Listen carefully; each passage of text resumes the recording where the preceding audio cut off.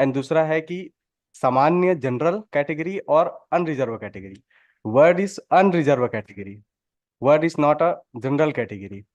हम सब ये मानते हैं कि अक्सर कि वो जनरल कैटेगरी है और जनरल वालों के लिए लिस्ट जो है वो पोस्ट जितने भी बचे हैं वो स, उनके लिए रिजर्व हैं। ऐसा नहीं होता है मिलॉर्ड। आपको केस क्या है? केस ये है मिलॉर्ड की जिला न्यायालय में भर्तियां निकली थी सेकंड ग्रेड 2 वगैरह की, असिस्टेंट ग्रेड 2 की। उसमें जब परीक्षा ली गई आ- प्रिलिमिनरी एग्जाम, आप किसके लिए अप्लाई किए थे? Assistant grade 2।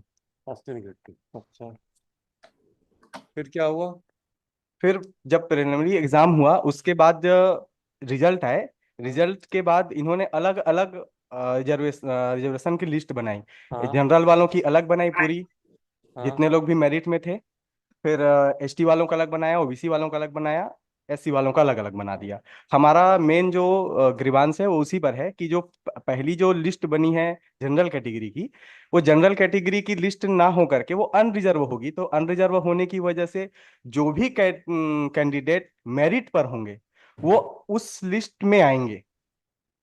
उसके बाद जो पोस्ट बचेगी वो सारे पोस्ट में रिजर्व कैटेगरी के लोग मेरिट के अनुसार से सर जो है उसकी लिस्ट बनेगी।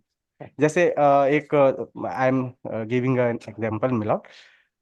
अगर हम एक सपोज करते हैं कि कोई कहीं पर 100 पोस्ट निकला है और कोई रिजर्वेशन नहीं है, तो सभी जो है मेरिट पर सेलेक्ट होंगे। फिर अगर 10 पोस्ट रिजर्व की जाती है तो 10 पोस्ट रिजर्व होगी, बाकी रिमेन अनरिजर्व होगा। फिर ऐसे ही अगर एसटी वालों के लिए, ओएससी वालों के लिए, ओबीसी वालों को रिजर्व किया जाता है सपोज 40 पोस्ट, तो 40 पोस्ट तो रिजर्व होगा लेकिन बाकी जो 60 पोस्ट बचेंगे वो अनरिजर्व होगा। और उसमें वो सभी कैंडिडेट एलिजिबल होंगे जो कैंडिडेट अपने मेरिट पे सेलेक्ट होते हैं। मैंने एक कवरिंग मेमो फाइल किया था मिलॉट। इसमें मध्य प्रदेश का जो सबसे पहला जो लोक सेवा अनुसूचित जातियों और अन्य पिछड़े वर्गों के लिए आरक्षण अधिनियम है, इसकी जो क्लॉज 4 का 4 है मतलब, उसमें ये बात साफ साफ उसी समय से लिखी हुई है। यदि उपधारा 2 में कहा गया कि किनको किनको रिजर्वेशन मिलेगा, में उल्लिखित प्रवर्गों में से किसी प्रवर्ग में संबंधित कोई व्यक्ति सामान्य अभ्यर्थी के साथ खुली प्रतियोगिता में योग्यता के आधार पर चयनित हो जाता है तो उसे उपधारा 2 के अधीन ऐसे प्रवर्गों के लिए आरक्षित रिक्तियों के प्रति समायोजित नहीं किया जाएगा। तो ये हो गया मिलॉट। इसके बाद जो मैंने अभी सबसे फर्स्टली जो बात कहा, ये मध्य प्रदेश शासन ने 12 मई 1999 को सेम इसी बात का एक सर्कुलर निकाला था कि भर्ती विज्ञापन और शासकीय कार्य में सामान्य शब्द के स्थान आपकी पर। समस्या क्या है कि पहले जो लिस्ट होती है जी, उसमें भी रिजर्वेशन देना चाहिए था? उसमें रिजर्वेशन नहीं मिला, वो खुली प्रतियोगिता होगी, मतलब वो सबके लिए ओपन होगा। जैसे अगर कोई एसटी का भी कैंडिडेट है, अगर वो अच्छे नंबर ले आता है तो वो उसमें उस लिस्ट में रहेगा। कहाँ है वो लिस्ट, बताइए तो जरा।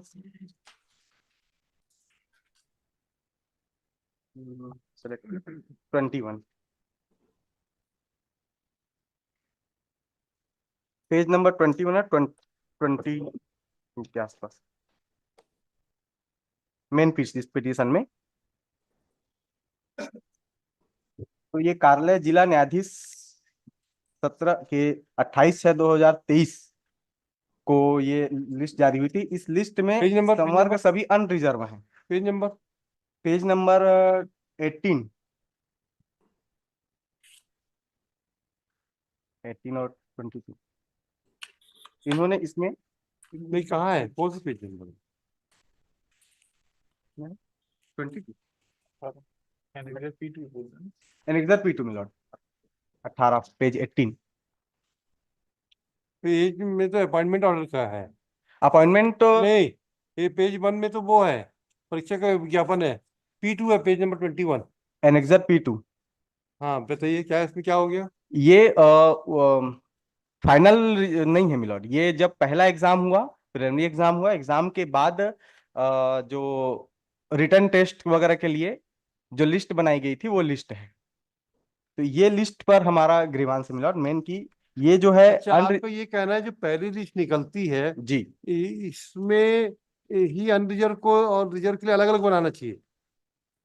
पहला जो लिस्ट होगा मिलॉट, जो पोस्ट होंगे टॉप के, वो सभी के मिक्सअप रहेंगे, जो भी लोग अपने मेरिट के आधार पर अधिक अरे अच्छे। भाई ये बताओ, परीक्षा जो सिलेक्शन की जो प्रक्रिया है, जी।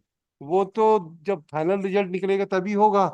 ये तो सिर्फ शॉर्ट लिस्टिंग की एक प्रक्रिया है। जी। It's a short listing procedure, है ना। कि हमको क्या 3,000 कैंडिडेट आए थे। जी। अब 3,000 में से मान लीजिए 100 की वैकेंसी लेनी है, तो उन्होंने शॉर्ट लिस्टिंग के लिए कोई एक टाइपिंग कुछ परीक्षा पास करा दी, कुछ भी एग्जाम, जनरल एग्जामिनेशन करा दी। जैसे रिटर्न का उसमें जनरल नॉलेज भी हो गया, सब हो गया, ठीक है। अब जनरल नॉलेज का भी हो गया, बिल्कुल ठीक बात है। अब उसके बाद उन्होंने उनके परसेंटेज के हिसाब से एक लिस्ट बना दी। जी। जनरल की होगी, ओबीसी की होगी, जितनी की भी होगी, उन्होंने और उन्होंने विज्ञापन में लिखा होगा कि 1:10 के हिसाब से नंबर जी। लेंगे। जैसे मान लीजिए जनरल के लिए आपको 100 सीट है तो 1,000 लोगों को लाना है। यस मिलॉट। एसटी की अगर 40 सीट है तो 4, तो ऐसे करके उनकी लिस्ट बना ली पूरी। एक कंसोलिडेट लिस्ट बन गई, ठीक है। अब उसके बाद ये तो कॉमन हो गया। उसके बाद उनको टाइपिंग परीक्षा में भेजा। जी।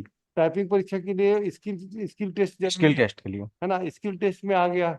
अब स्किल टेस्ट में पास हो गया, तब उसके हिसाब से वो जो जनरल की कैटेगरी की लिस्ट होगी वो जनरल में जाएगा, एसटी का एसटी में जाएगा। इसमें यस क्या मिलॉट। गलती है?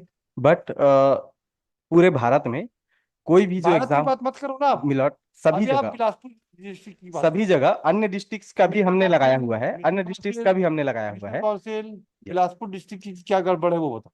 बिलासपुर डिस्ट्रिक्ट में ही यही गड़बड़ है ये मिलॉट, कौन ये से इस कानून में गलत है ये बताओ।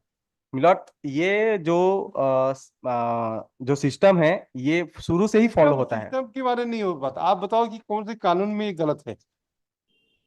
कानून बताओ भाई, क्यों गलती है, कहाँ गलती है। कानून में बता दो कि कहाँ मिलॉट, गलती है। सिलेक्शन की लिस्ट में शुरुआत से लेकर के लास्ट तक रिजर्वेशन सभी प्रकार से इसी प्रकार ही फॉलो होता है। अच्छा, ये जो शॉर्ट लिस्टिंग का फार्मूला, अच्छा शॉर्ट लिस्टिंग का फार्मूला क्या समझते हैं आप, जानते हो क्या होता है शॉर्ट लिस्टिंग ऑफ कैंडिडेट? मिलॉट, इनके पास, मैं मान रहा हूँ इस संबंध में एग्जैक्ट कानून नहीं है, क्या और नहीं है, अभी कानून है। शॉर्ट लिस्टिंग के लिए वो। आपके आपके विज्ञापन में देखिए क्या लिखा है, शॉर्ट लिस्टिंग का क्या फार्मूला दिया है, पढ़िए। जो परीक्षा की निर्देश है ना, वो किस कैसे होगी। जी, पहला प्रथम चरण क्या होती है।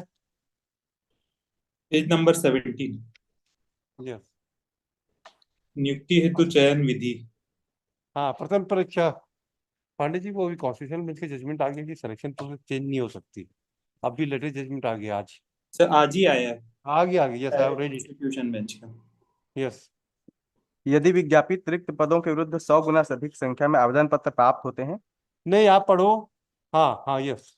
पढ़ो। तो सहायक ग्रेड 3 के पदों पर चयन हेतु एक प्रारंभिक परीक्षा आयोजित की जाएगी। यदि एक ही अभ्यर्थी द्वारा एवं सहायक व्यक्ति के पद पृथक पृथक रूप से एक से अधिक पद आवेदन प्रस्तुत किया गया हो, तो एक ही प्रारंभिक परीक्षा आयोजित किए जाने के कारण उक्त अभ्यर्थी द्वारा उक्त प्रारंभिक परीक्षा में अर्जित किए अंक आवेदित सभी पदों हेतु विचार में लिए जाएंगे। अच्छा, आप परीक्षा में बैठ चुके थे पूरा? जी। आप पूरा भाग भी लिए? पूरा भाग नहीं लिए मिलोड, यहीं से ठीक, हम शॉर्ट खत्म हो लिस्ट गए, से बाहर हो गए थे। बाहर हो गए, जी। है ना। तो यहाँ पे तो बिना किसी ऑब्जेक्शन के आप हाई कोर्ट इसमें परीक्षा में बैठ गए थे, तब तक कोई आपको आपत्ति नहीं आई? हम परीक्षा में, प्रारंभिक परीक्षा में बैठे हैं, नहीं, उसके बाद नहीं बैठे हैं, बैठे नहीं क्योंकि आप एलिजिबल नहीं थे। क्योंकि हमारा इसमें नाम नहीं आया। नहीं आया है ना, जी। ठीक है। आप प्रारंभिक परीक्षा में बैठने के पहले आपने इसको चैलेंज नहीं किया। पहले आप परीक्षा में बैठे, फिर फेल हो गए, तब चैलेंज कर दिया और हाई कोर्ट ने इंट्रीम ऑर्डर कर दिया कि any appointment will be subject to decision of this petition, ताकि जो नए जो लोग काम कर रहे हैं उसके ऊपर तलवार लटकते रहे हमेशा। मिलोड, बट अन्य डिस्ट्रिक्ट ने भी यस। सेम अच्छा रेस्ट, ये सेम बताओ, रोस्टर, मिस्टर सेम चीजें मिस्टर फॉलो की कौंसिल, हैं। कौंसिल सेम डिस्ट्रिक्ट का मतलब नहीं है हमको, तो इस कानून की परीक्षा, इस परीक्षा में कहाँ गड़बड़ हो रही है ये बता दो मिलोड, रिजर्वेशन रोस्टर का इन्होंने पालन नहीं बस, किया, बस यही है हमारा यही। ग्रीवांस। अच्छा, क्या जजमेंट बता रहे हो आप? 2021 का 4 एसएससी, है ना। Yes mister. हम्म। मिलोड, मैंने पहले भी जजमेंट्स किए थे, मैंने एक इंद्रसानी केस के लिए हाँ पर्ची दिया था। हाँ।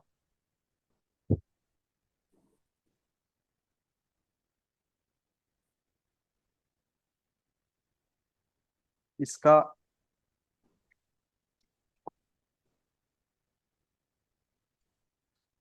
ये 812 clause. We are also of the opinion that the rule of 50% applies only to reservation in favor of backward classes made under Article 16(4). A little clarification is in order at this juncture. All reservations are not of the same nature. There are two types of reservation which may, for the sake of convenience, be referred to a vertical reservation and sake of an horizontal reservations. The reservation in favor of scheduled caste, scheduled tribe, and other backward classes under Article 16(4) may be called vertical reservation, whereas reservation in favor of physically handicapped under Clause 1 of Article 16 can be referred to as horizontal reservation. Horizontal reservation cut across the vertical reservation, what is called interlocking reservation. To be precise, suppose 3% of vacancies are reserve in favour of physically, इसमें बाकी physically candidates के लिए बताया गया है। इसमें vertical reservation के बारे में मैं आपको बताइए।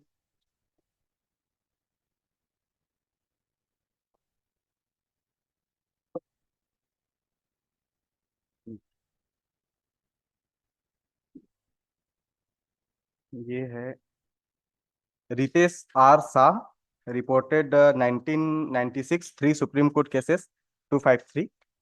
इसका पैरा 13 1996 3 सुप्रीम कोर्ट केसेस 253।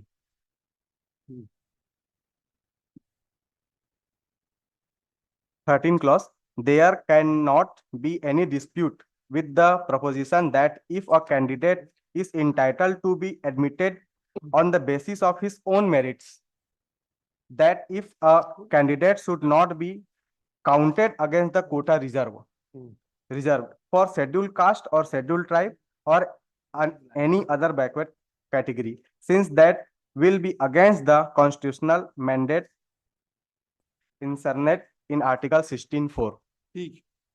तो इसमें ये कहा जा रहा है मिलोट कि अगर कोई अपने मेरिट से ऊपर सेलेक्ट हो जाता है तो वो रिजर्व कैटेगरी में गिना नहीं जाएगा।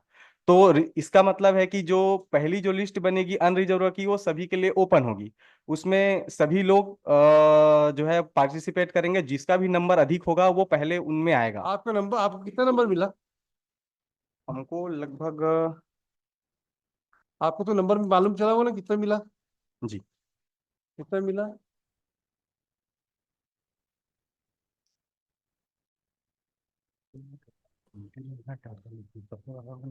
It is disclosed in para 8.4.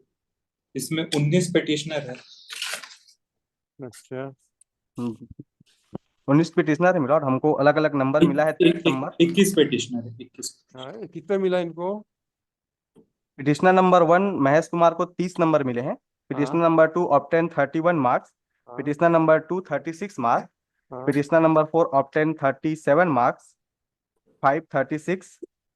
Petitioner number 6 obtain 36 7 36 8 35 marks 9 35 marks 10 38 marks. Petitioner number 11 38 marks.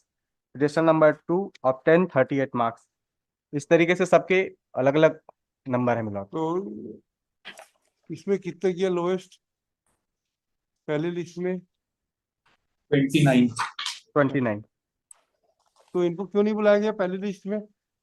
मतलब जो फर्स्ट लिस्ट है वो जो इनके जो कैटेगरी है वो ओबीसी है। इन्होंने अपनी पिटीशन में मेंशन नहीं किया ये कौन सी कैटेगरी में कर रहे हैं। ओबीसी की अलग लिस्ट बनी। तो क्यों?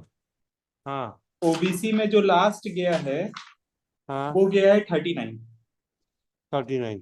तो इनका किसी का भी जितने अगर पिटिशनर 21 लोग का, ये ओबीसी में जो प्रिलिमिनरी एग्जामिनेशन की लिस्ट में सक्सीड नहीं हुए। तो ये ओबीसी कहाँ लिखा है? आपको पिटिशन में नहीं लिखा है? नहीं, पिटिशन में कहीं पे भी प्लीडिंग में नहीं है कि कौन सी कैटेगरी के लिए पार्टिसिपेट किए। क्यों भाई? पैरा नंबर 1 में जो है, पैरा नंबर 8.2। हाँ, क्यों नहीं किया आपने? किसी भी पिटिशनर का कोई डिटेल पूरी पिटिशन में कहीं पे भी नहीं दिया हुआ है कि कौन से कैटेगरी में है, क्या एप्लीकेशन डेट था। और इसमें से जो पिटिशनर नंबर 19 है पिटिशनर नंबर 19 सेलेक्ट हुई थी, स्किल टेस्ट के लिए इनवाइट किया गया था और वो हम अपियर नहीं हुए, तो इसके कारण पिटिशनर हमने उनके की तो रिट पिटिशन मेंटेनेबल ही नहीं है। हम अच्छा, हमने एक उनके minute, item number 90 was call for interview, call for skill test, ठीक है। और ये फैक्ट को इन्होंने डिस्क्लोज नहीं किया, और उसका डॉक्यूमेंट हमने फाइल किया है रिप्लाई के साथ पेज नंबर 41 42 में। बट हैज नॉट अपीयर्ड, ठीक है, Not- चलिए।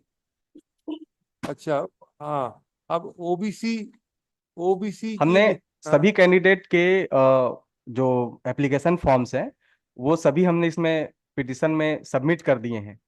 तो उसमें क्या हुआ, वो ओबीसी की कैटेगरी में आते हैं ऐसा लिखा गया? ओबीसी कैटेगरी में आपने फॉर्म भरा जी है ना? जी। तो ओबीसी कैटेगरी का, अगर ओबीसी कैटेगरी का फॉर्म भरा है आपने, तो आप आपकी लिस्ट में ओबीसी में ही शामिल होंगे। यही यही बता रहा हूँ मिलॉट कि हम हाँ, ओबीसी में शामिल होंगे, ठीक है। हाँ, लेकिन जब जो अनरिजर्व कैटेगरी है उसमें सभी लोग मिक्सअप में सेलेक्ट होंगे, तो अनरिजर्व ओबीसी कैटेगरी के जो हाईएस्ट मार्क के जो नंबर हैं, जो हाँ। कैंडिडेट हैं, वो अनरिजर्व कैटेगरी में चले जाएंगे और हमारे लिए नीचे जगह बच जाएगी। तो अच्छा, हम अप हो जाएंगे, उसमें शामिल हो जाएंगे। अच्छा, अच्छा, अच्छा। जी। कैसे तो फिर जैसे बताइए, फिर से हाँ, बताइए एक बार। इन्होंने मैं एक मिनट, तो मैं आपको थोड़ा सा बताता हूँ।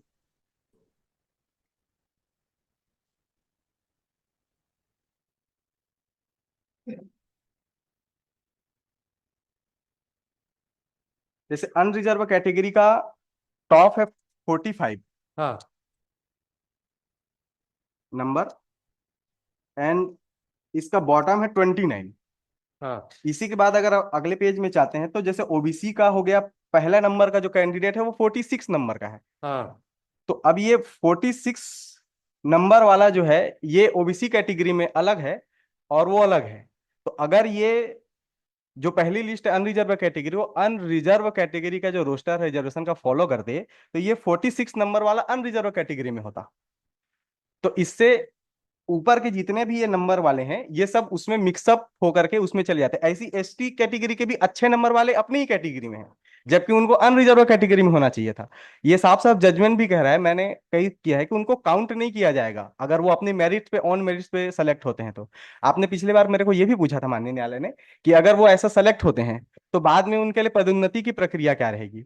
तो मैंने और भी सर्कुलर कवरिंग में फाइल किया जिसमें साफ साफ ये कहा गया है कि अगर कोई अभ्यर्थी अपने योग्यता के अनुसार मेरिट पे चयन हो जाता है तो भविष्य में भी वो अपने आरक्षण के लाभ को प्राप्त करेगा।